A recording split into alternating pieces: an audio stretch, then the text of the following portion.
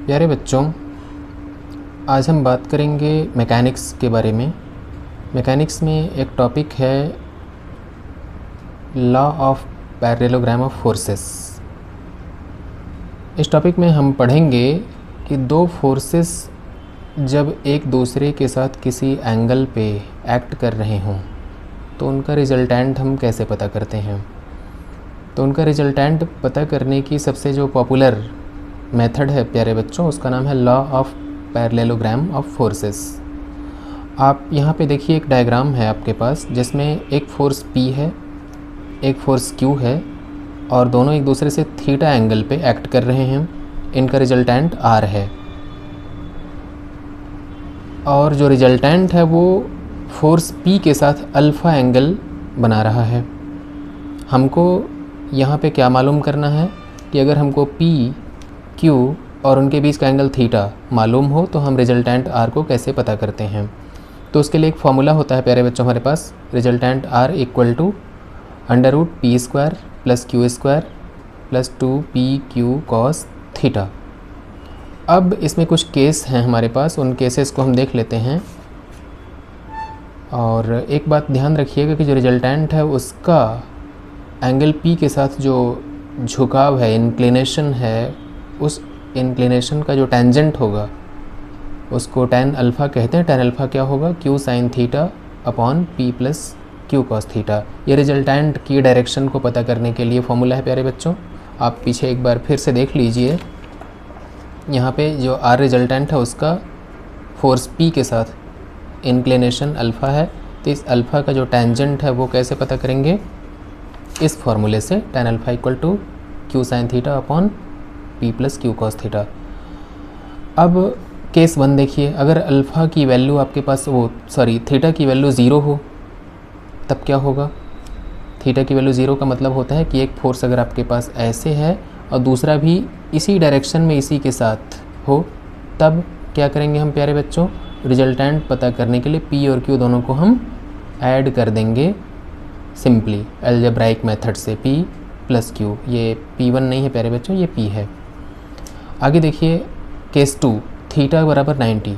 अगर थीटा की value 90 degree हो, यानी कि एक फोर्स अगर ऐसे हो, एक फोर्स ऐसे हो, उस केस में क्या करते हैं प्यारे बच्चों? R निकालने के लिए आप √P² + Q² करेंगे। यहाँ पे 2PQ cos थीटा वाला जो टर्म है वो 0 हो जाएगा क्योंकि cos 90 की वैल्यू 0 होती है। आगे देखिए, अगर मान लीजिए कि थीटा की वैल्यू 180 डिग्री हो, तब एक फोर्स इधर होगा, दूसरा फोर्स कहाँ होगा? 180 का मतलब इस तरफ होगा, तो उसमें से जो बड़ा होगा उसमें से छोटे वाले को सब्ट्रैक्ट करेंगे और डायरेक्शन किसकी होगी? बड़े वाले की। तो हमने क्या लिखा है? R equal to P - Q if P is greater than Q, और R equal to Q - P आप लिखेंगे if Q is greater than P। इस पे देखिए हम लोग एक न्यूमेरिकल कर लेते हैं तो हमारी जो कॉन्सेप्ट है वो क्लियर हो जाएगा प्यारे बच्चों। न्यूमेरिकल ये है, the resultant of two forces acting at an angle of 60 degree is 14 Newton. If angle is 90 degree then resultant will be √136 Newton.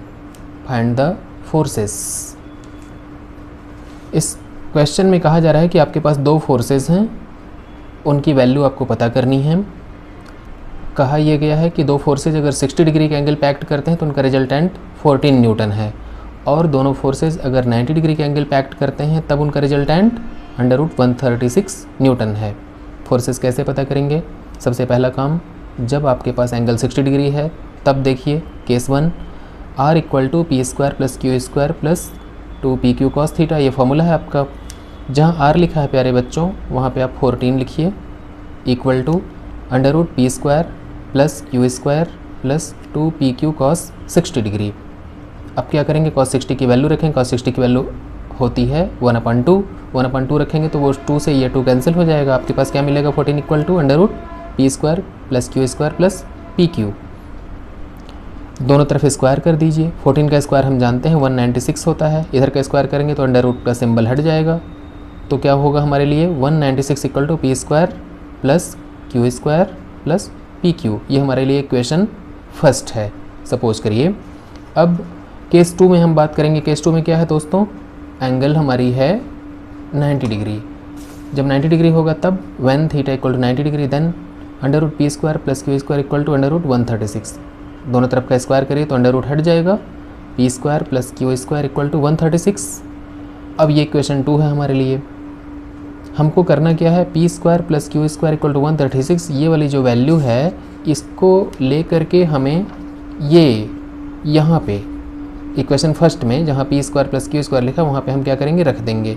और जैसे यहाँ रखेंगे प्यारे बच्चों, हमको क्या मिलेगा, देखिए पी क्यू इक्वल टू 60, ये इक्वेशन थर्ड है हमारे लिए। अब हम क्या करेंगे, हमारे लिए P square plus Q square equal to 136 मिल गया, पी क्यू इक्वल टू 60 मिल गया। आगे हम क्या करेंगे, हम जानते हैं अलजेब्रा में एक फॉर्मूला होता है P square plus P plus Q का whole square equal to P square plus Q square plus 2pq। समझ पा रहे हैं आप? पी प्लस क्यू का होल स्क्वायर इक्वल टू क्या होता है, P square plus Q square plus 2pq। तो यहाँ पे P square plus Q square की वैल्यू ला करके हम 136 ये वाली रख देंगे और पी क्यू की वैल्यू यहाँ से ला करके रख देंगे, तो हमको क्या मिलेगा, ये 256। अब p plus Q equal to क्या हो जाएगा, अंडर रूट 256 और 256 का स्क्वायर रूट होता है 16, तो p plus Q equal to हमको 16 मिल गया।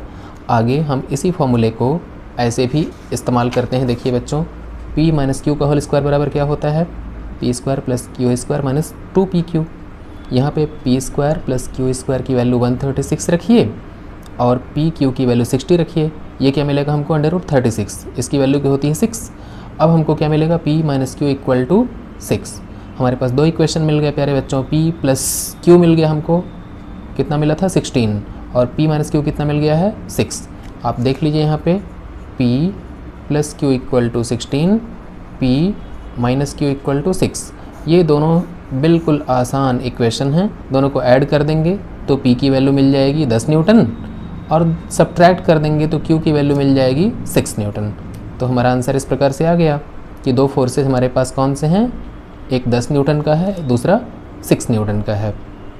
ठीक है प्यारे बच्चों, आज के वीडियो में हम इतना ही आपको बताएंगे। अगला वीडियो हम आपको जल्दी ही रिकॉर्ड करके पेश करेंगे, उसका थोड़ा सा इंतज़ार कर लीजिए। और हमारी बातें समझने में कोई समस्या हो तो आप कृपया हमको संपर्क कीजिए इस नंबर पे 9335687961। ठीक है बच्चों, शुक्रिया।